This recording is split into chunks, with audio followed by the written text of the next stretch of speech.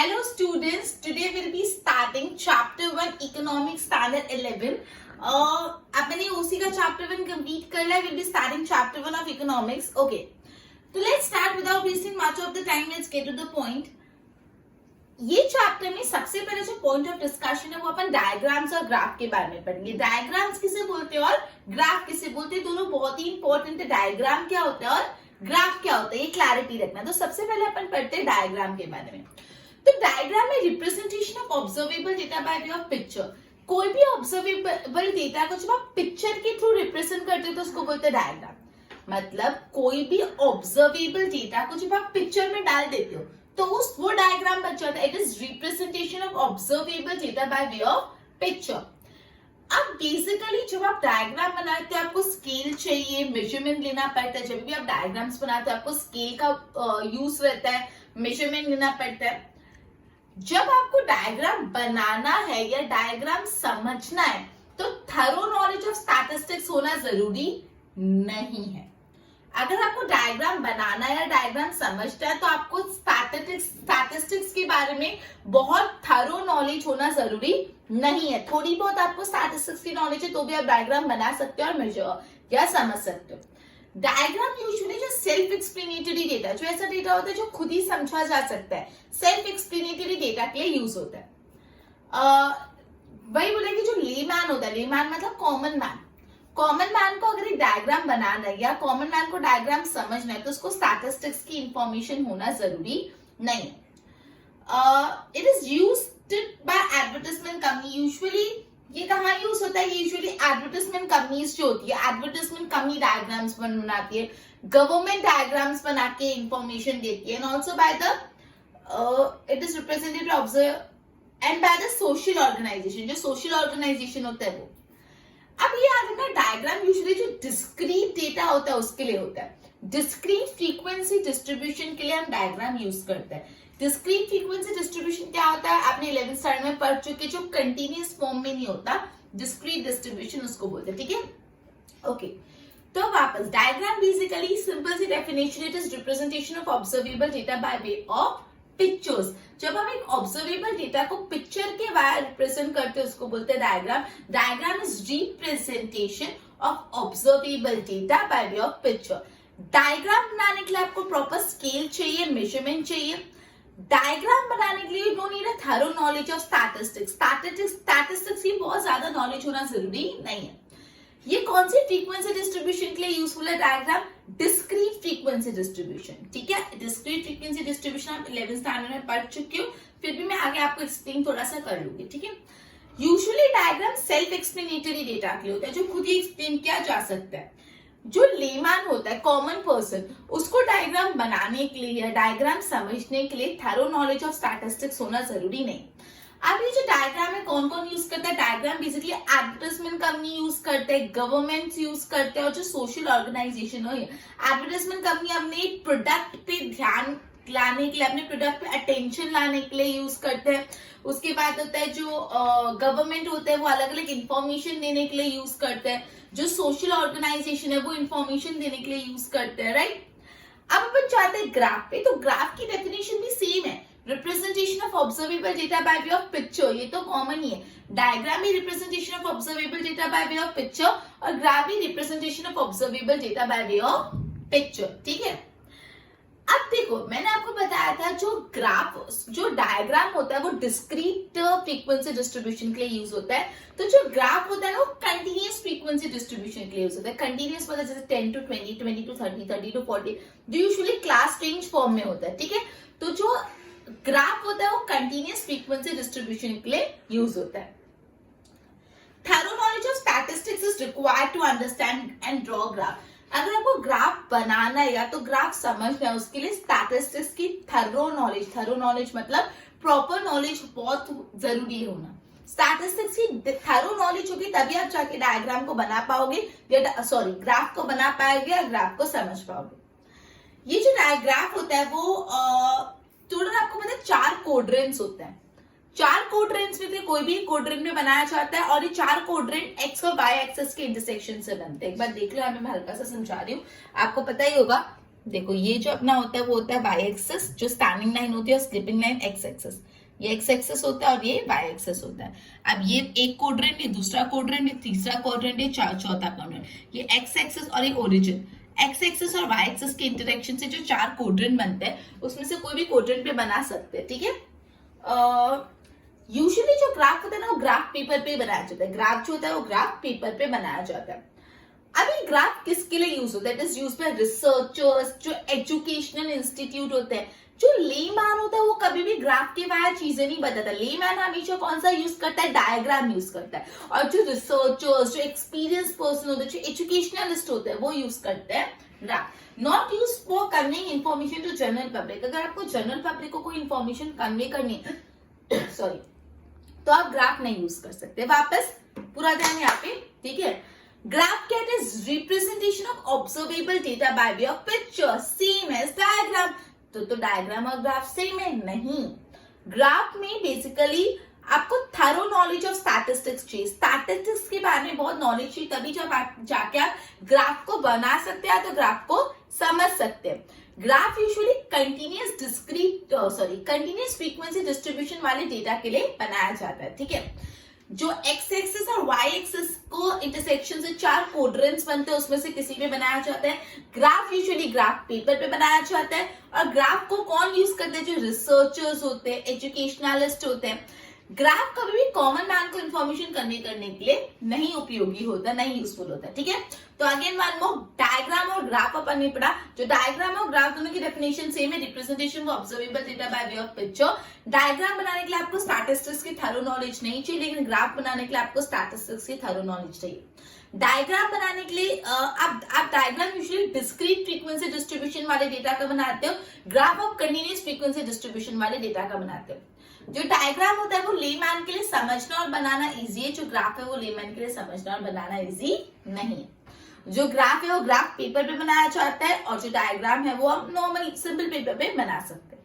Clear? अब next point, diagram और graph के बारे में समझने के बाद नेक्स्ट पॉइंट है importance of diagram and graph in economics.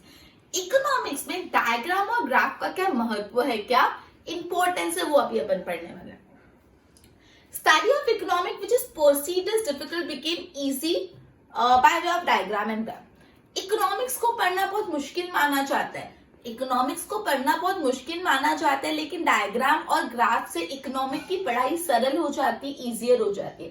The study of economic which is perceived as difficult, जो इकोनॉमिक्स की स्टडी को डिफिकल्ट माना जाता है, कॉम्प्लिकेटेड माना जाता है, वो इजी बन जाता है bye way of graph and diagram.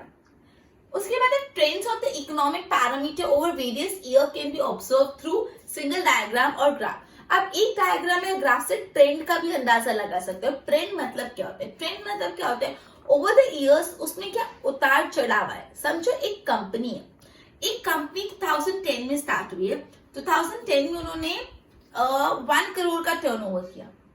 2011 में उन्होंने 3 करोड़ का टर्नओवर किया। 2013 में उन्होंने 5 करोड़ का टर्नओवर किया एंड स्लोली ग्रेजुअली उनका टर्नओवर बढ़ता गया। 2016 में अचानक टर्नओवर कम हो गया। तो ये क्या होता है? ट्रेंड, कंपनी का ट्रेंड। तो कंपनी का जो ट्रेंड है, ये तो मैं एक एग्जांपल दे रही हूँ, कोई भी इकोनॉमिक पैरामीटर का ट्रेंड आप बहुत इजीली रिप्रेजेंट कर सकते हैं बाय वे ऑफ डायग्राम। जैसे फॉर एग्जाम्पल देखो, इधर ध्यान दो एक बार, यहाँ पे मैं हल्का सा समझा रही हूँ। जैसे मैंने आपको कंपनी का एग्जाम्पल दिया, जैसे आपने डायग्राम या ग्राफ बनाया, तो आपने लिखा कि सपोज 2010 में छोटा से करी 2012। आपने डायग्राम बनाया कि पहले इतना टर्नओवर था, फिर इतना बढ़ा, फिर इतना बढ़ा, और सपोज 2012 में कम हो गया, फिर कम हो गया। तो ट्रेंड आपको पता चला। ट्रेंड मतलब क्या होता है? क्या पैटर्न चले आ रहे हैं। ट्रेंड मतलब क्या? पैटर्न चले आ रहा है। तो आपको पता लग सकता है trend of economic parameter over a various year can be observe through single diagram और ग्राफ। आप एक डायग्राम और ग्राफ से ट्रेंड पता लगा सकते हो एक इकोनॉमिक पैरामीटर का अलग अलग ईयर्स में। ट्रेंड मतलब समझ आए क्या? पैटर्न है। कोई कंपनी है, कोई कंपनी की प्रोग्रेस जाननी, तो आप देखो कंपनी के टर्नओवर का ट्रेंड क्या है। टर्नओवर यूजुअली बढ़ रहा है या घट रहा है, या कभी बढ़ रहा है या कभी घट रहा है। क्या ट्रेंड है, क्या पैटर्न है, वो आप जान सकते हो। Changes in various sector of economy can be understand. Economy के अलग अलग सेक्टर में जो बदलाव आ रहे हैं वो भी आप जान सकते हो। मतलब इकोनॉमी के अलग अलग सेक्टर्स कौन से होते हैं? Primary sector, secondary sector, tertiary sector. जो इंडस्ट्री, जो इकोनॉमी के अलग अलग सेक्टर है, primary sector, secondary sector, tertiary sector, उसमें भी जो बदलाव आ रहा है वो आप जान सकते हो। जैसे प्राइमरी सेक्टर पहले बहुत इंपॉर्टेंट रोल प्ले करता था, उसके बाद धीरे धीरे क्या हुआ, प्राइमरी सेक्टर का जो इंपॉर्टेंस है वो कम होने लग गया, सेकेंडरी और इंडस्ट्रियल सेक्टर का जो इंपॉर्टेंस है वो बढ़ने लग गया। तो आपने ये वायर डायग्राम है ग्राफ आप बता सकते हो कि पहले प्राइमरी सेक्टर कितना इंपॉर्टेंट था, अभी प्राइमरी सेक्टर का जो कंट्रीब्यूशन है वो कैसे कम हो रहा है। तो यही बात है, जो भी सेक्टर्स ऑफ इकोनॉमी है उसमें जो भी चेंजेस आ रहे हैं वो भी आप बता सकते हो। तो सबसे पहला इंपॉर्टेंट पॉइंट, जो सबसे पहले इंपॉर्टेंस ऑफ, ये बहुत इंपॉर्टेंट आंसर है, importance of diagram and graph. तो पहला पॉइंट था the study of economic which is perceived as difficult can be made easy and by diagram. जो भी इकोनॉमिक्स की स्टडी जो मुश्किल मानी जाती है वो इजी बनाया जा सकती है via economic, via diagram and graph. फिर सेकंड पॉइंट है trend.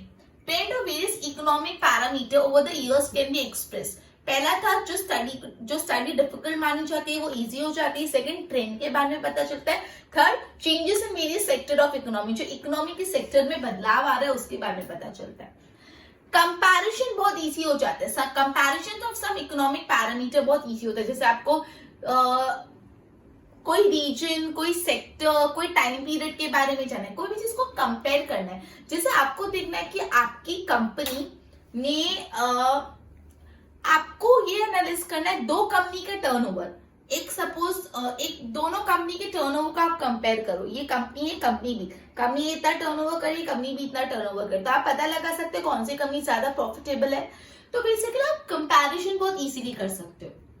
Fifth one is time and effort to present and explain, time and effort of presenter and for explaining and reader in understanding is same. मतलब जो presenter होता है जिसको अपनी बात रखनी होती है उसका भी समय बच जाता है समझाने का, और जो रीडर होता है जिसको समझने में टाइम लगता है वो भी बहुत इजीली समझ जाता है। अगर ग्राफ मतलब बेसिकली समझाने वाले का समय भी बच रहा है और समझने वाले का भी समय बच रहा है, right? Okay, certain difficult principle of economic are made easy to understand with the help of diagram and graph. Diagram और ग्राफ की मदद से कुछ ऐसे जो इकोनॉमिक्स के प्रिंसिपल्स है जो थोड़े मुश्किल माने जाते हैं वो भी इजी हो जाते हैं। जैसे डिमांड एंड सप्लाई, डिमांड और सप्लाई का रिश्ता अपन 11th स्टैंडर्ड में भी पढ़ा था। जैसे मैंने बताया था कि अगर कोई भी कमोडिटी की प्राइस बढ़ती है तो उसकी डिमांड भी बढ़ जाती है, सॉरी डिमांड कम हो जाती है। कोई चीज महंगा हो रहा है तो उसकी डिमांड कम होगी, कोई चीज सस्ता हो रहा है तो उसकी डिमांड बढ़ जाएगी। तो इनका जो इनवर्स रिलेशन है ये इकोनॉमिक्स का एक प्रिंसिपल है। तो इकोनॉमिक्स के प्रिंसिपल को जब आप डायग्राम या ग्राफ के बाद प्रेजेंट करोगे तो ज्यादा आसानी हो जाएगी समझने में। तो जो 6 points of different 6 points importance of diagram and graph उसको मैं वापस सम अप करी हूँ। मैं हेड पॉइंट्स आपको कीवर्ड्स बता रही हूँ लर्न करने के लिए। सबसे पहला है the study of economic which is perceived as difficult and complicated is made easier by diagram and graph. तो पहला पॉइंट है जो इकोनॉमिक्स की स्टडी जो डिफिकल्ट मानी जाती है, study of economic which is perceived as difficult. दूसरा पॉइंट है ट्रेंड, दूसरा कीवर्ड क्या है? ट्रेंड। ट्रेंड्स ऑफ द, अब ट्रेंड किसका? Trends of economic parameter over the years can be observe through single diagram और ग्राफ। थर्ड पॉइंट है changes in the various sector of economy, जो economy के अलग अलग सेक्टर में चेंजेस है वो भी आप इजीली अंडरस्टैंड कर सकते हो। फोर्थ पॉइंट है comparison, comparison of economic parameter easy हो जाता है। फिर है टाइम एंड एफर्ट, जो time and effort of presenter और रीडर दोनों सेव हो जाता है। एंड लास्ट वन है इकोनॉमिक प्रिंसिपल्स, कुछ इकोनॉमिक प्रिंसिपल है जो समझना थोड़े मुश्किल हो जाते हैं वो भी आप डायग्राम से इजीली रिप्रेजेंट कर सकते हो। 6 पॉइंट, 6 के हेड पॉइंट। पहला study which is perceived as difficult, दूसरा है ट्रेंड, तीसरा है changes in various sector of economy, fourth है कंपैरिजन, फिफ्थ है time and effort and sixth है प्रिंसिपल्स ऑफ इकोनॉमिक्स। ये 6 पॉइंट है, इसका आप जैसे कीवर्ड्स वाइज करोगे तो इजी हो जाएगा। पहला है द स्टडी ऑफ इकोनॉमिक, दूसरा है ट्रेंड्स, तीसरा है changes in the various sector of economy, fourth है कंपैरिजन, फिफ्थ है time and effort and last one is principle of economics. Clear? अपन ने अभी डायग्राम और ग्राफ के बारे में पढ़ा और अपन ने पढ़ा what are the importance of diagram and graph. एक बार बुक पे ध्यान दो, बोर्ड पे ध्यान दो। Diagram representation of observable data by way of picture, scale and measurement necessary है। Thorough knowledge of statistics is not necessary, sorry ये रब हो गया, इज नॉट नेसेसरी। स्टैटिस्टिक्स की थरो नॉलेज होना रिक्वायर्ड नहीं है। For data which are represented, अब ये बेसिकली डायग्राम किसके लिए यूज होता है, डिस्क्रीट फ्रीक्वेंसी डिस्ट्रीब्यूशन वाले डेटा के लिए, और ये सेल्फ एक्सप्लेनेटरी डेटा के लिए यूज होता है. Lay person do not require knowledge of statistics to draw और अंडरस्टैंड डायग्राम यूज. अब ये बहुत इंपॉर्टेंट है, डायग्राम कहाँ पे यूज होता है, 1 मार्क के लिए पूछ सकते हैं. It is use by advertisement company, it is use by government, it is use by social organization. Okay, अब आता है graph. Repressive definition, representation of observable data by way of picture. Data with a continuous frequency distribution ये important है. Graph use होता है for the data with continuous frequency distribution और diagram use होता है data with the discrete frequency distribution. Okay. Thorough knowledge of statistics is required to draw and understand graph. Graph को बनाने के लिए, ग्राफ को समझने के लिए आपको statistics की thorough knowledge होना जरूरी है. Extended over one or more quadrant by intersection of X and Y axes. ये कोड्रेंट मैंने आपको बता दिया ऑलरेडी, कोड्रेंट मैंने आपको बताया. ये एक्स एक्स, ये वाई एक्सेस और एक्स एक्सेस से इंटरेक्शन से 4 कोड्रेंट्स बनते हैं और ये 4 कोड्रेंट्स में का सेंटर होता है origin. Drawn on a graph paper, usually graph paper पे बनाते हैं. यूज बाय रिसर्चर्स और एजुकेशनलिस्ट, इंपॉर्टेंट है. ग्राफ कौन यूज करता है, जो एजुकेशनलिस्ट और रिसर्चर्स होते हैं. और डायग्राम कौन यूज होता है, advertisement company, government, social organization. Then it is not used for conveying information to general public. ये जनरल पब्लिक को इंफॉर्मेशन पहुंचाने के लिए यूजुअली काम नहीं आता है. यूजुअली जो एजुकेशनलिस्ट होते हैं, जिनको बहुत स्टैटिस्टिक्स की नॉलेज होती है, उनके लिए होता है. Importance of diagram and graph in economic. Study of economic which is perceived as difficult and complicated is made easier by graph and diagram. Trends of economic parameter over the years can be observed through and diagrams and graph. Changes in the various sector of economy should understand. Comparison of some economic parameter became easy. Time and effort of presenter in explaining and also of reader in understanding is saved. Certain difficult principles of economics are made easier to understand with the help of diagram and graph. तो देखो यहाँ पे जो अपना study of economics first keyword, second keyword है trend, third है sector of economy, fourth है comparison, fifth है time and effort and last है प्रिंसिपल्स ऑफ इकोनॉमी. ये कीवर्ड अगर आप लर्न करोगे तो आप बहुत इजीली पूरा कंटेंट को गो थ्रू कर सकते हैं. एक बार इसके नोट्स बनाओ फिर आगे करते.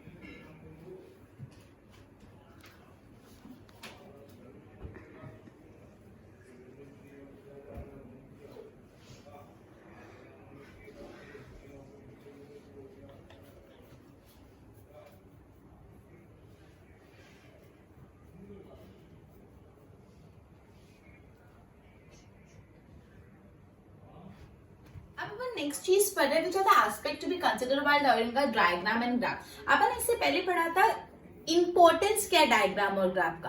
अब अपन पढ़ रहे जब आप डायग्राम और ग्राफ बनाते हैं तो कौन सी चीजों का ध्यान रखना है, what are the aspects to be considered while drawing diagram and graph. दोनों क्वेश्चन में फर्क है. इससे पहले अपन ने पढ़ा what are the importance of diagram and graph और अभी अपन पढ़ रहे what are the aspect that need to be taken care while drawing diagram और ग्राफ. पहला, choice of type of data, diagram और ग्राफ. आपको ये सिलेक्ट करना है कि आप किस टाइप का ग्राफ या किस टाइप का डायग्राम बनाने वाले. बहुत ज्यादा जरूरी है कि आपका जो सिलेक्शन है कि आप कौन सा डायग्राम बना रहे हो और कौन सा ग्राफ बना रहे हो वो सही है. जैसे कुछ डेटा ऐसे होते हैं जो बार डायग्राम से भी प्रेजेंट हो सकते हैं और as well as pie chart से भी रिप्रेजेंट हो सकते हैं. कुछ ऐसे डेटा होते हैं जो आप बार डायग्राम से भी रिप्रेजेंट कर सकते हो, वही डेटा को आप पाई चार्ट से भी कर सकते हो. तो आपको आपका राइट सिलेक्शन करना है कि आपको बार डायग्राम यूज करना है या पाई चार्ट यूज करना है. राइट. सेकेंड है क्लैरिटी. जो भी आप डायग्राम और ग्राफ बना वो नीट एंड क्लीन होना चाहिए, एकदम साफ सुथरा, गंदा नहीं होना चाहिए, अनक्लीन नहीं होना चाहिए.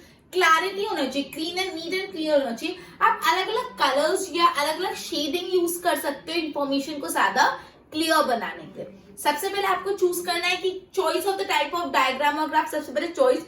सेकेंड, क्लैरिटी होनी चाहिए. क्लैरिटी, आपका जो डायग्राम है नीट एंड क्लीन होना चाहिए. अलग अलग कलर्स, अलग अलग शेड्स यूज कर सकते हो. फिर स्केल एंड मेजरमेंट. आप सही स्केल और मेजरमेंट यूज करो. आपको पता है स्केलिंग मतलब क्या होता है. जो डायग्राम बहुत, अगर आपके डिजिट्स, आपका जो डेटा बहुत लार्ज होता है तो उसको हम छोटा करने के लिए स्केल यूज करते हैं. जैसे 1 unit is equal to 100 centimeter, 1 unit is equal to 10,000 centimeter. अलग अलग स्केल यूज करते हैं. तो जो स्केल है वो सही स्केल होना बहुत जरूरी है. फिर रिप्रेजेंटेशन ऑन एक्सिस. अब जो भी दो एक्सिस होते हैं, एक्स एक्सिस और वाई एक्सिस. एक्स एक्सिस क्या रिप्रेजेंट करता है और वाई एक्सिस क्या रिप्रेजेंट करना है मेंशन करना जरूरी है. मतलब एक्स एक्सिस पे सपोज आपने ईयर्स पता है तो आपको एक्स एक्सिस पे लिखना है ईयर्स. सपोज y एक्सिस पे आपने टर्नओवर बताया तो आपको y एक्सिस पे लिखना है टर्नओवर। जो भी आप x एक्सिस और y एक्सिस पे रिप्रेजेंट कर रहे हो उसको प्रॉपर्ली मेंशन करना बहुत जरूरी है। उसके बाद है data table and source of data.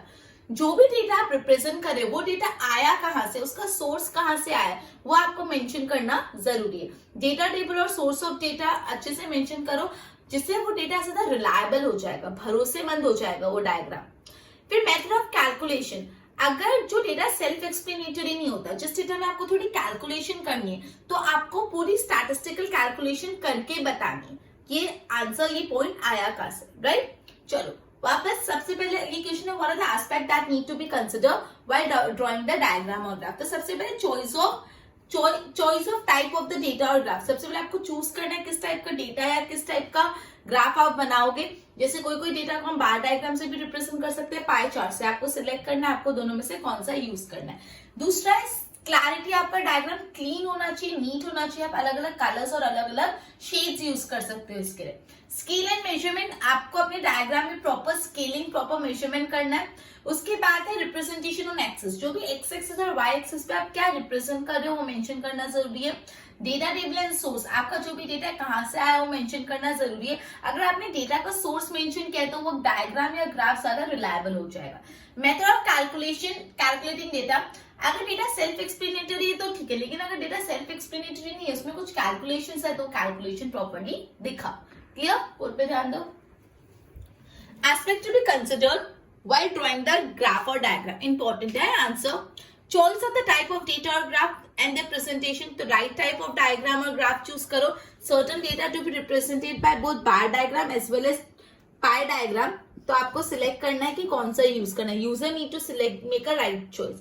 Clarity. तो आपका जो डायग्राम है वो नीट एंड क्लीन होना चाहिए। अलग अलग कलर्स यूज कर सकते हो आप। Scale and measurement. Appropriate size के लिए स्केलिंग यूज करो। Representation on axes. Both axes must be represented with appropriate details. दोनों एक्सेस पे एप्रोप्रिएट डिटेल्स होनी चाहिए। Data table and source of data. Data table, source of data ये कैसा होना चाहिए, मेंशन होना चाहिए। उससे डेटा ज्यादा रिलायबल और ऑथेंटिकेट हो जाएगा। Method of calculating data. जो सेल्फ एक्सप्लेनेटरी डेटा नहीं है but drawn from the data simplified in statistical formula. तो जो भी आपने स्टैटिस्टिकल मेथड यूज किया उसको ब्रीफली मेंशन करना जरूरी है। ओके, तो बेसिकली जो भी अपन ने आज पढ़ा उसको सम अप कर लेते हैं। अपन ने आज 3 टॉपिक पढ़े। एक पढ़ा डेटा और डायग्राम और ग्राफ के बारे में। डायग्राम का थोड़ा इंट्रो, ग्राफ का थोड़ा इंट्रो। आपको ये पूछते हैं 2 मार्क में, डायग्राम के बारे में बताओ, ग्राफ के बारे में बताओ। फिर अपन ने पढ़ा what are the importance of diagram and graph. Diagram और ग्राफ कैसे इंपॉर्टेंट है। फिर अपन ने पढ़ा what are the important aspect to be consider while drawing diagram and graph. जो डायग्राम होता है बेसिकली डिस्क्रीट फ्रीक्वेंसी डिस्ट्रीब्यूशन वाले डेटा के लिए होता है और डायग्राम बनाने के लिए थैरो नॉलेज और स्टैटिस्टिक्स नहीं चाहिए।